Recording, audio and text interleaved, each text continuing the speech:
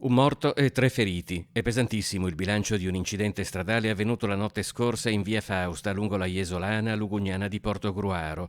A perdere la vita un 24enne originario del Venezuela, residente a Pasiano di Pordenone.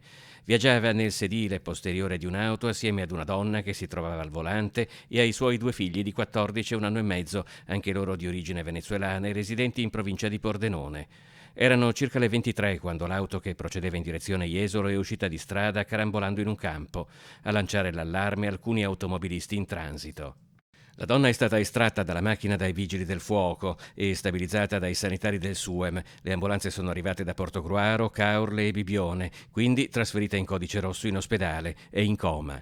Sono serie anche le condizioni dei 2 bambini, mentre purtroppo, nonostante i soccorsi, per il 24enne non c'è stato niente da fare. Il giovane è deceduto nello schianto come accertato dal medico del SUEM.